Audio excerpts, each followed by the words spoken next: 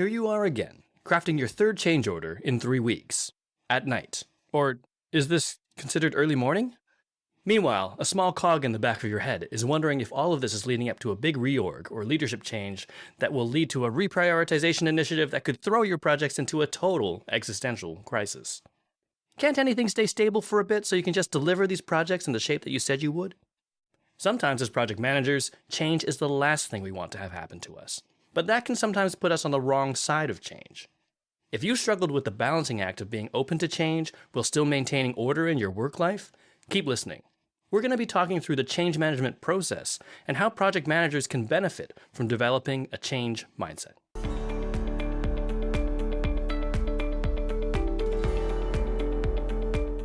Hey folks, thanks for tuning in. My name is Galen Low with the Digital Project Manager. We are a community of digital professionals on a mission to help each other get skilled, get confident, and get connected so that we can amplify the value of project management in a digital world.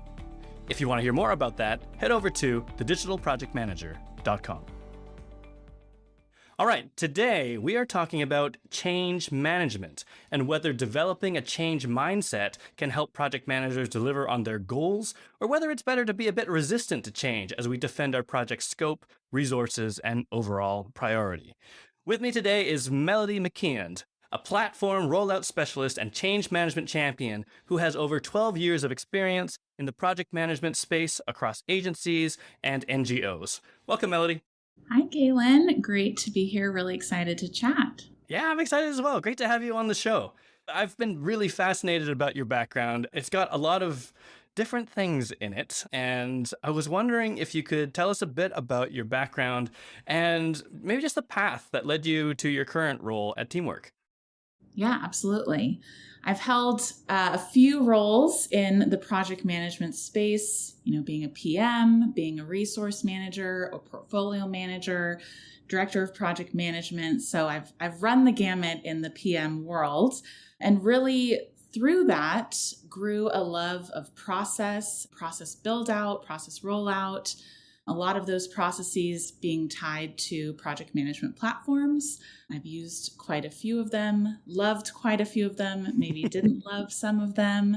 And through that, fell in love with Teamwork, the mission of a project management platform built for client service. So now I'm on the Teamwork side, helping organizations deploy their processes, their workflows, their projects, helping them manage that change, training their teams. So really taking all of that project management and process background and now coming on to the other tech side and helping organizations do the same. So it's been a really fun trajectory. I really love the follow through on that, where you're like, I love process, I love software. I'm going to get a job at the software place where I can do more of this.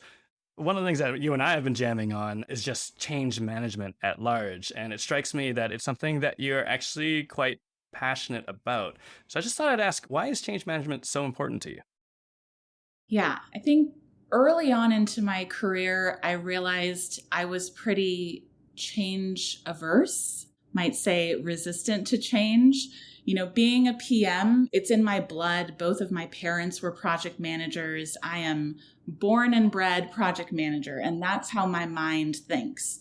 I want to think about every possible scenario, every possible risk, every impact, which is great in a project management role. But when you're an employee as part of a change, maybe an organizational change or a systems change, you can be kind of the worst enemy. And I think early on, I felt that tension of, I see the vision of change. I want to be a part of this, but I'm also that person that's asking 1,000 questions, getting too into the details. And I think what I learned is, I'm either going to be an enemy or an ally. So I need to pick a side. And I started educating myself on change management best practices, realizing I really had a love for not just process build out, but how are you actually deploying that process among your teams? And then just got a lot of opportunities to be involved in change rollout across the organizations that I worked for, and really enjoyed learning about that process, being involved in it, maybe helping other change resistors come to the side of champion, So it's been really fun to kind of grow that side area to project management because it's so interconnected. I love that you come from a line of project managers. Like, that's actually the first time I've ever encountered that. Not that project management is that young of a practice, but I love that you have this like lineage where project management is literally kind of in your DNA there.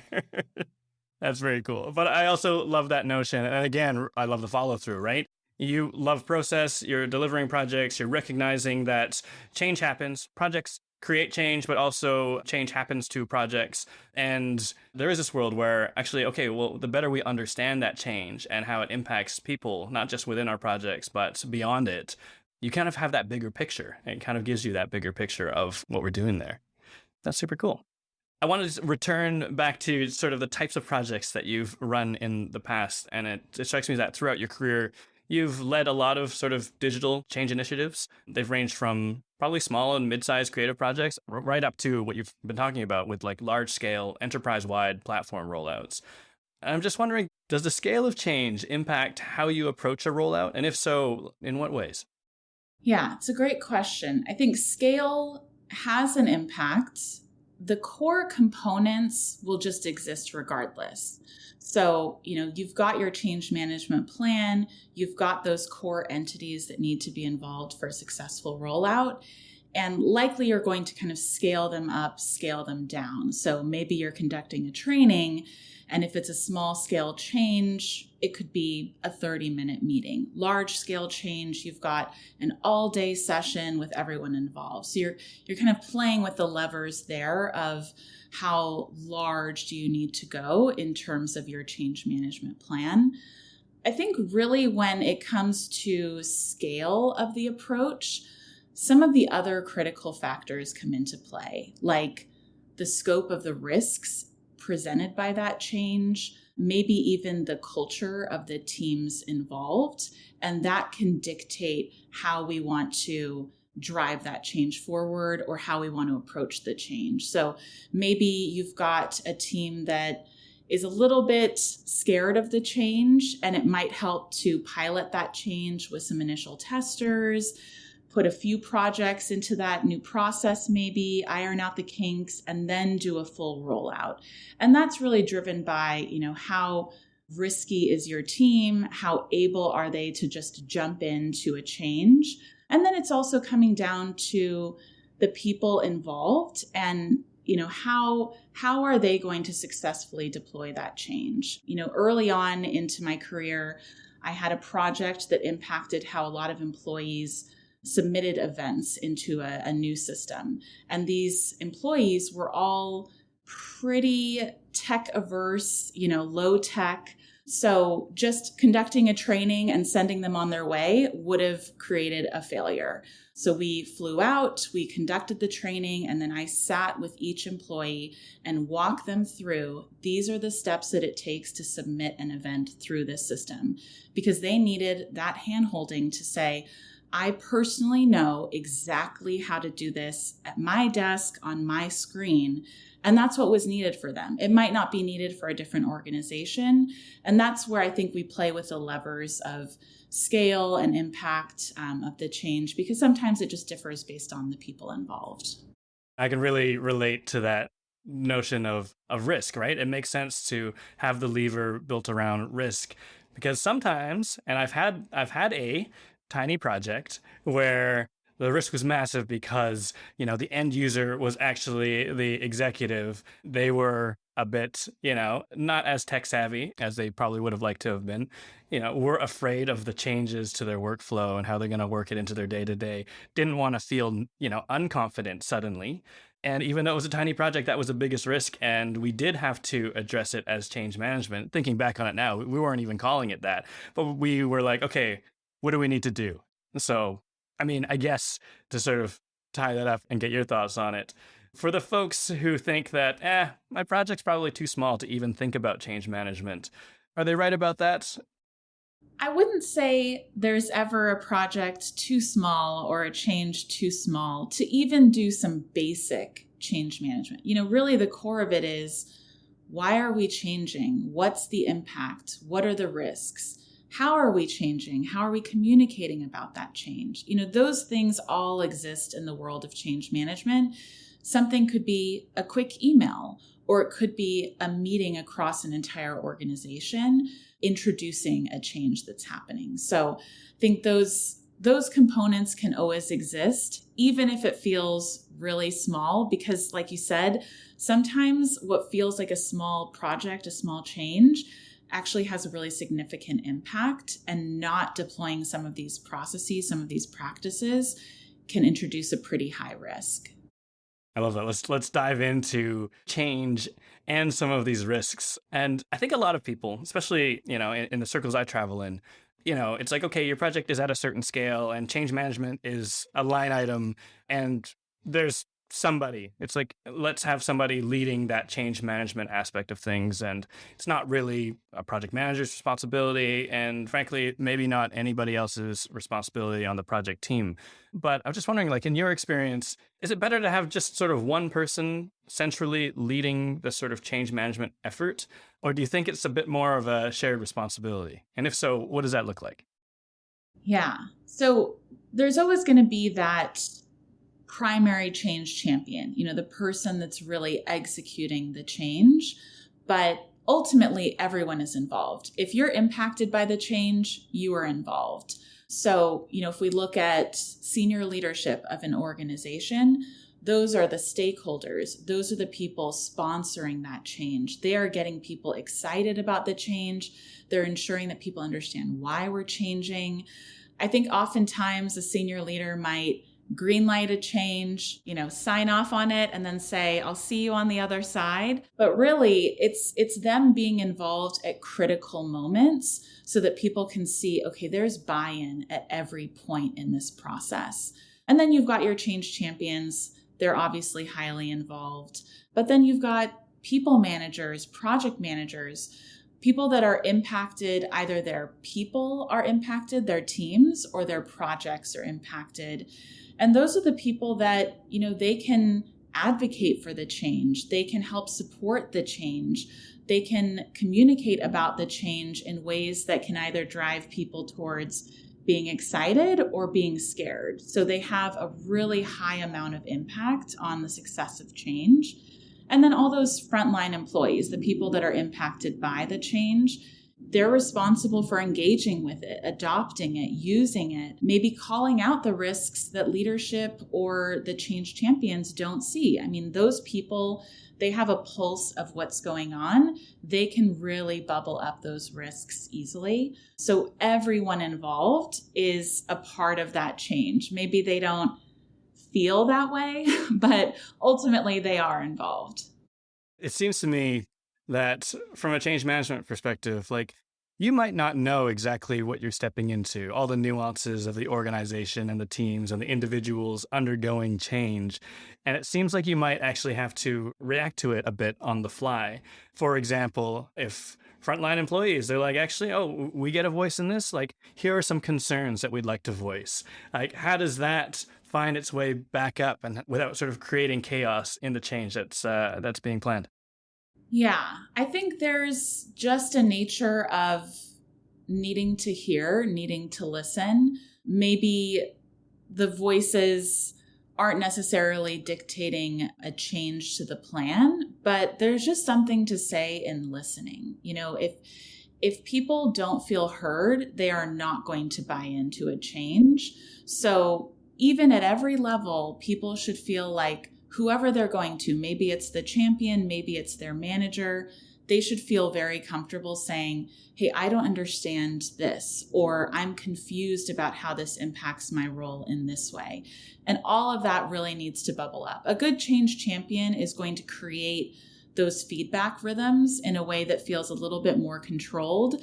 So maybe we're not in an all-day training session and someone stands up and says, I've got 100 things that I'm frustrated by. You want to kind of avoid those types of scenarios. And that's why you create feedback loops. You can conduct office hours to say, I'm going to sit at this desk for 2 hours every week, and anyone can come to me with your questions, your frustrations. No judgment here. I just want to hear how you're feeling. And, that's on the side of those frontline employees to communicate, to be open and direct, but also for them to understand how they receive change. Some people, they want to gain access to something, learn about something, play around with it on their own, and then be involved in the change. They're bought in at that point. Some people want to map out the entire process in this beautiful visual way so that they can see that every time they're having to do a new process. That's great. And they can be the ones to advocate for that. They can even be the ones taking on the responsibility of that. So it's learning, how do you change? How can you get involved? And then also, how can you bubble up those risks and those questions? I like that whole tailoring to the audience. That's something that you can kind of be adaptive to on the fly. But one thing that struck me as you were saying that, I was like, actually, you know what? In your current role, that decision has already been made. By the time you're stepping in or your team is stepping in, it's kind of like, okay, well, we can listen, but at this stage, we're at a point where the decision's been made because, here we are. But is there anything that you recommend to your clients or any organization who's doing a platform rollout? What kinds of things should they be doing in advance before the rollout sort of starts to make change management go a bit more smoothly? Yeah, absolutely. Well, I think, when I'm initially working with a client, they're bought in and maybe their team hasn't been bought in yet. And that's the transition from structurally building out your processes and your workflows to training your team. And there's that gap of time. And usually I'll call out, we need to ensure that your team even knows that the change is coming. I think oftentimes they can hold a training session and I happen to be the one informing their team that they're rolling into a new system. Not a great approach. So, have you communicated thoughtfully with your team about what this new platform will be, why we're rolling onto it? Usually I'll ask them to give a quick speech, getting their team excited about the change. And then I can come in and advocate for it, help them, maybe alleviate some of that stress because they've got an expert walking them through it. But it does require a little bit of communication ahead of time to ensure that the team, isn't coming into that session ready to be resistant to that change. We want to have that kind of handled ahead of time. So when we have those training sessions, it's more about, okay, we're bought in, let's do this. Maybe we have questions about how it will go, but at the end of the day, we know this is happening and we're excited for it. I think the other thing that you touched on is that I think is really important is this notion that this process design or process redesign is usually what the change sits within. So in other words, in a perfect world, what's happening is these processes are getting designed or redesigned with input from some of these individuals, so that by the time it's like, okay, well, we've picked this platform, or also help us pick this platform that maps actually to these processes that we are designing. Exactly. Yeah. And there's an opportunity in each change to kind of bundle or roll up other good change as a part of it. And with a platform rollout, you're moving from maybe one system to another. It could in theory be a pretty easy change, but it's also an opportunity to rethink, how are we working? How are our teams working together? How are our projects running? Let's not just take our process from one system and move it directly into the other. Let's actually reimagine what we could do now that we have a new system. And, as part of that training, it's not just here's a button and here's where you look for this information. It can also be, what's expected of me now as an end user? What's expected of me when I'm working on a project? How can I be successful within this platform? And I think a lot of that is building good protocol versus maybe reinforcing. Often I hear, well, we were tracking our time in this system, but not everyone was tracking their time. And we roll that in as an opportunity of, okay, well, now that you're tracking your time with teamwork, here are some best practices that managers can use.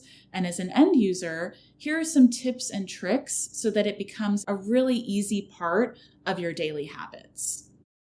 I like that. I like the notion that, of course, the unknown is uncomfortable for people, right? They fear it.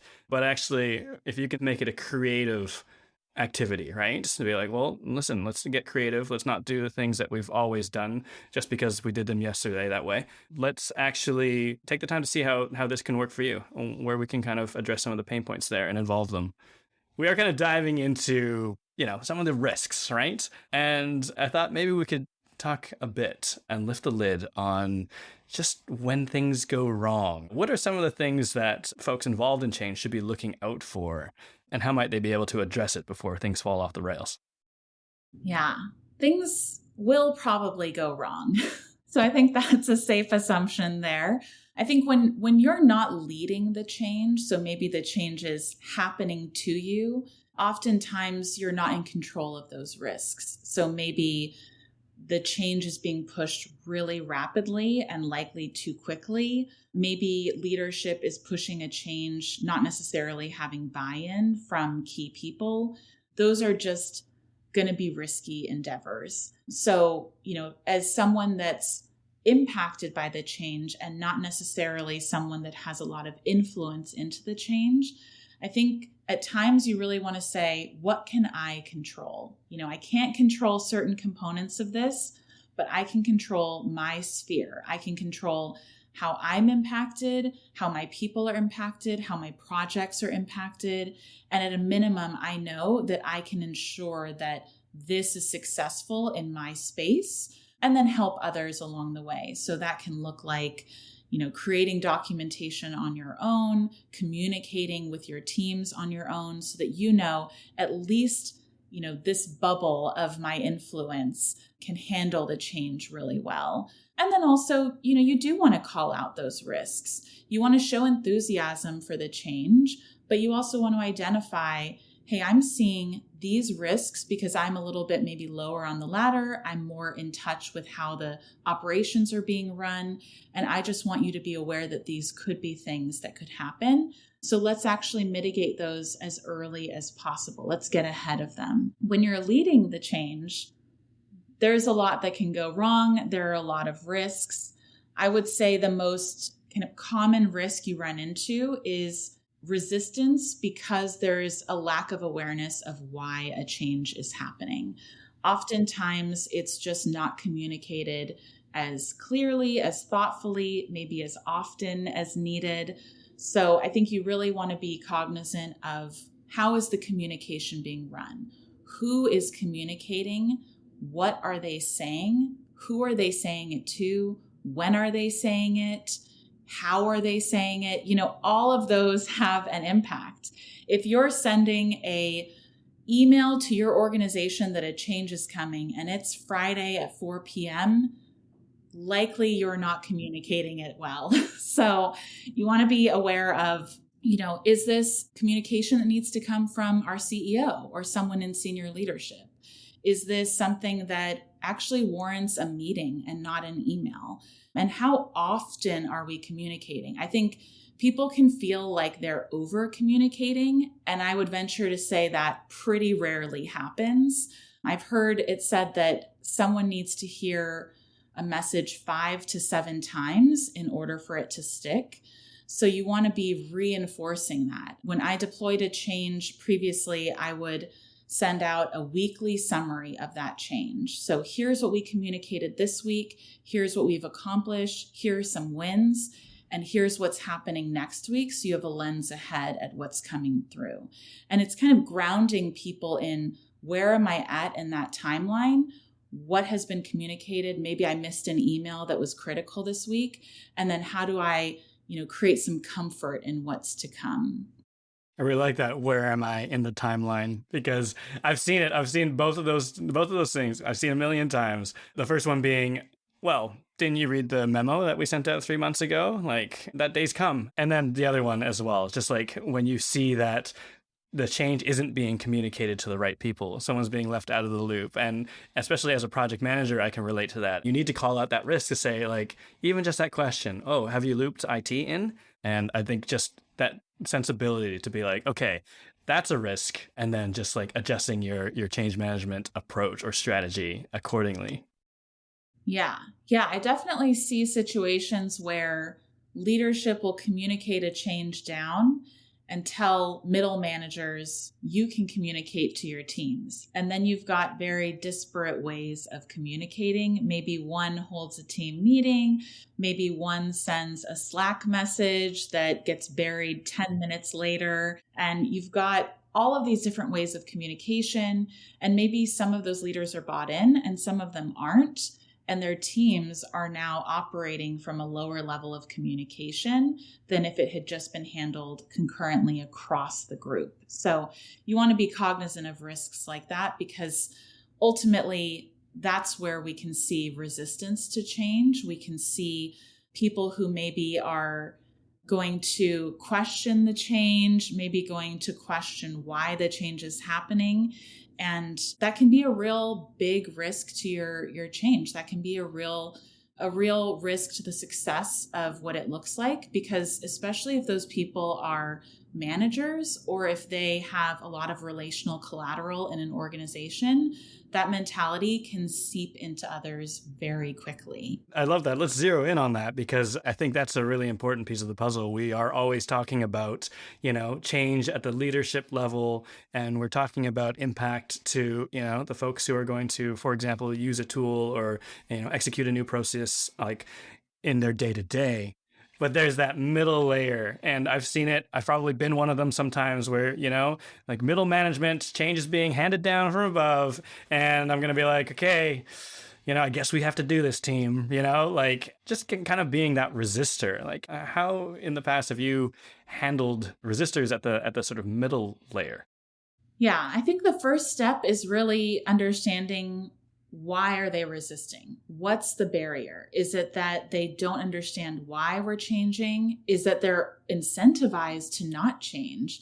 Maybe they have positive motivators for a previous way of doing something, and now they're not seeing that same motivation to change. Maybe they just don't hold the knowledge or the ability to make that change, so there's some fear involved there. So, understanding what's at the root of why there's resistance. And really, your change-resistant employees can be your biggest advocates for change if you can bring them in. Bring them into the fold, maybe bring them in early on. When we talk about piloting a change, those are the people that can be the testers, that can give feedback. Usually, change-resistant people are pretty detail-oriented, can be in the weeds, can give really thoughtful feedback. So that can be really helpful on the side for change. So bring them in, get their feedback, involve them, even have them be someone that you call out publicly. Hey, this manager has been a phenomenal asset in this change, and they're actually here to help you all to support the rollout as well. Have people come to them with questions, and they're brought in with a purpose. And I think you can find that those resistors can easily turn into change advocates, change champions, when they feel like they've been heard, understood, and equipped to be involved in a way that feels really meaningful. I like that sort of conversion mission in a way, right? Because of the things that you mentioned, oftentimes it might not be because they are just going to be stubborn about it. I mean, I'm sure there's some occasions where it'll be just completely political, but in a lot of cases, I like what you said about the fact that some of these resistors are going to be detail-oriented folks who just want more information because it's just not coming through in a way that gives them that satisfaction of the knowledge that's being communicated to them, and therefore might need to be brought into the fold, and then might actually become, champions and allies instead of resistors. I wonder if we can use this to segue into a bit of a project management lens, because I think some of those things are resonating with me, right? As project managers, sometimes we are resistant to change. In fact, sometimes we feel like it's our job to be resistant to change, because Usually we're working against a plan and we've got these deadlines to hit. And to your point, right, the motivations and the incentives aren't always clear when people are saying, oh, yeah, make sure this goes to plan. But by the way, change. I'm going to toss change into the mix. And sometimes change is actually the last thing we want as project managers. But, we had talked about this in our other conversation, whether we like it or not, sometimes our projects are impacted by organizational change that's well outside of our control. And sometimes we find ourselves reeling, right? Like a bit like a satellite that's been knocked out of orbit. And I know you've been there too, right? When we started this conversation today, you had mentioned that, yeah, you were at a certain point in your journey, that project manager who was a bit more resistant to change. So I just wanted to get your thoughts. Like, how can we as project managers become more open to change instead of being resistant to it? And also, how is that going to benefit us? Yeah, and you've hit that there's really those kind of two areas of change. There's the organizational change that's going to flow down and affect your project teams, your projects.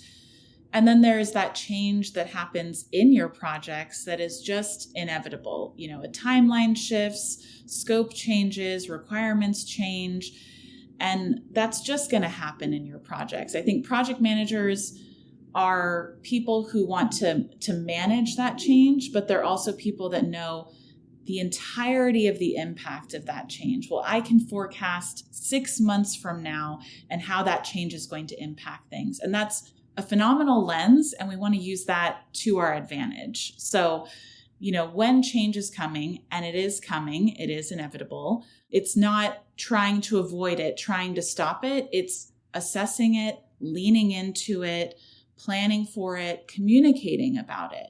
When it's an organizational change, as a project manager, if you know that has a high impact on your projects, get involved. Use that influence that you have on your project teams and maybe alleviate some of that fear that your teams are facing. Maybe jump in, write some documentation. I had a major systems change with a previous organization, and I felt like what I need is documentation. I need to understand what are all of the steps I need to accomplish so I can feel really comfortable with this change. So I just went ahead and created that, handed it off to the team to say, if this is helpful for you, great. If not, it's been helpful for me. So, jump in, get involved, maybe not necessarily as part of the change, but just saying, how does this impact me and others? Let me get in there. Now, when it comes to project change, I think there's the two avenues of how are you communicating externally to your clients and how are you communicating internally? Externally, you've got to assess the impact of the change. And that's, a client comes last minute with a requirement change, and you've got to kind of have that excited tone of, oh, that's a great idea. I'll just have to get back to the team and assess, what the impact is there. Meanwhile, your head is spinning with every single implication that you can think of. But you've got to just say, this is great. I totally hear where you're coming from. And here is the impact. Here are the risks. And get on the phone or get on a Zoom call and look them in the face and have that conversation. I think a mistake I've made in the past is to send that email of, here are all of the risks to your project based off of a change that you're instilling. And it's just not received well. So, hearing the tone, hearing the excitement, I think that can go a long way. And then internally, there's a lot of acknowledgement that happens when change comes. If you're working with, say, a creative team, they're putting their heart into that work. This is their art. And when they produce a deliverable and it gets changed, that is really hard. So I think as a project manager, you want to look at that and say, I hear you. I see your frustrations.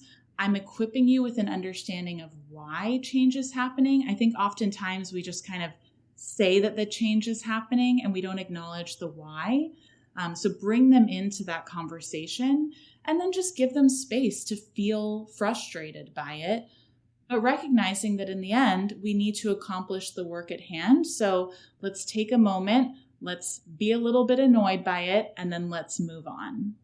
I like that productive conversation. And also in a way, like as we're talking about this, I think what we're saying is project managers, you don't need to be like, yes, let's change all the time, like bring on the change. And like, I hope things change every day. but we're almost that filter in a way, right? And I know a lot of folks in our community who are, they're tough cookies, and they are the ones who are challenging change. They're asking the questions, well, have you thought about this? And there's this risk. And what about this and this impact? And I think you're right. I think a lot of the times, it can not be received well. But even though those people might think of themselves as, defenders against reckless change, they aren't resistors to change. Actually, they just want that change to happen responsibly. Also, so that they can go to the team and say, yes, this changed. I know this throws things off kilter. Yes, let's be annoyed for a bit. But I've also done my due diligence to make sure that this is the right change for us. And then to your point, really explaining the why and really being able to believe the why. Because I've seen that conversation. Sometimes I've delivered it, right? Where it's like, oh, we just got to roll with the punches and keep going because we still got the deadline. So let's redo this, this part of the design, or let's rewrite this part of the code. And, we'll just have to suck it up, which is not really as productive or well received as here's why it's important. And I find myself asking, oh, did I challenge some of these changes enough throughout my career to really say, here's why, and actually know why? Or did I just kind of say, okay, well, listen, we're moving too fast for us not to say yes, so let's just do it, and what impact that can have on a team and on a project? Yeah, and that's such a fine line that you've called out between being change resistant and trying to understand enough so you can equip people, especially your project teams. So I think there is that balancing act of, am I being resistant, or am I just doing my due diligence to understand it and be able to communicate it thoughtfully? I think you want to kind of look in the mirror and reflect, which one am I in this moment? Am I just being resistant for resistance sake because I'm fatigued from change? Or am I actually trying to understand? Because sometimes changes are made that just aren't the right approach. And I think oftentimes as PMs, we want to ask, what's driving this change? Why is there a need for change? Because often we jump to the solution without thinking too critically about the problem. It's really easy to say, well, we know that we want to go this path. Actually, if we just took a step back, understood what the problem is, we can maybe open up some other options. I can come back to my team and say, here's the problem. Let's problem solve alongside our client and come back to the table with 3 different ideas of how we can approach this. And maybe we find an approach that is even better than the one originally suggested. So I think you're right to say, take a minute, assess, is this actually the path that we want to go down?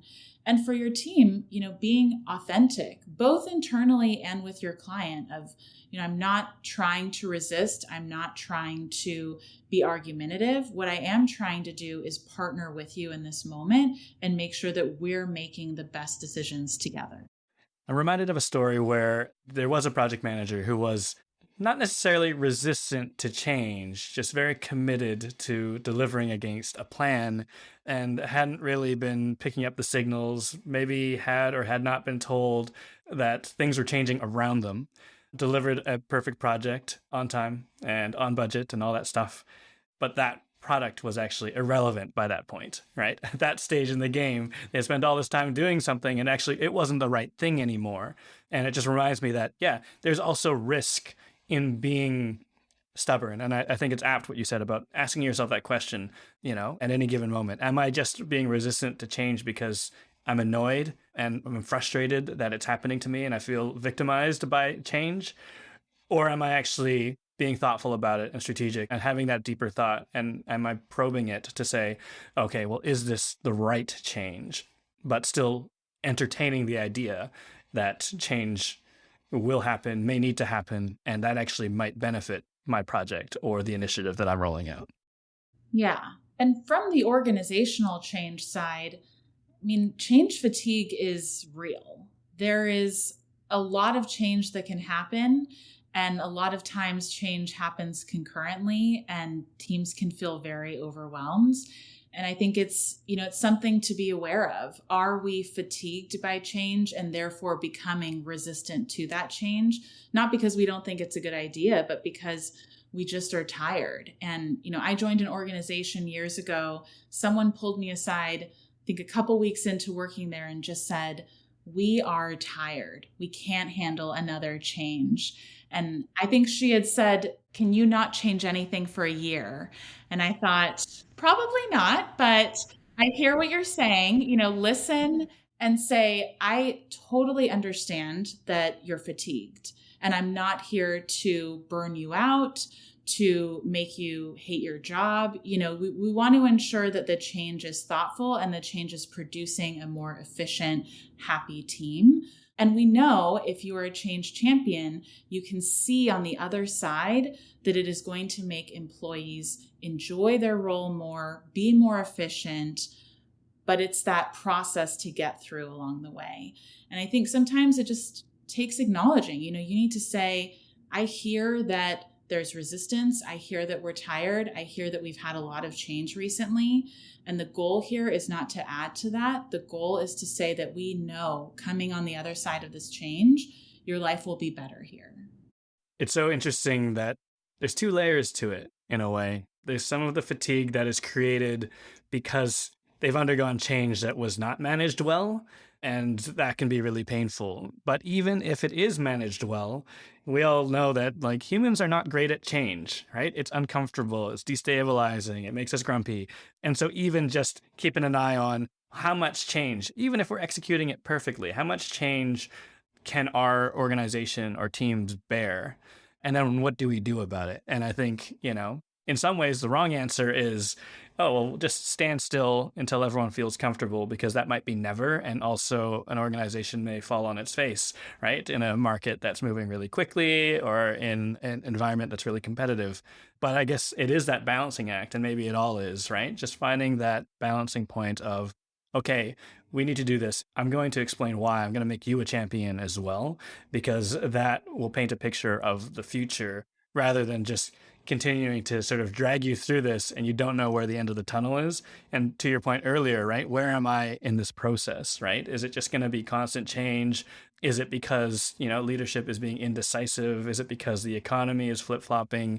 But also, how is this making it better for me? And how can I sort of weather this change, I guess, in a way? Because I think that fatigue is always going to exist in some way, shape, or form. But how can I get it to the point where I feel good about weathering it because I know where we come out on the other side? Yeah, absolutely.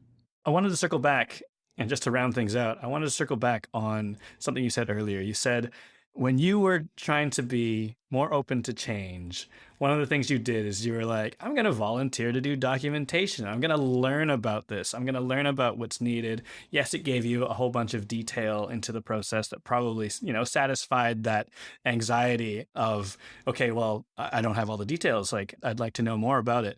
But it also strikes me that that's also how you kind of learned more about change management, the change process, and what's involved there. And, we've been talking about this notion of, change management being a bit of a team sport, right? There's responsibility at all levels of the organization and everyone involved.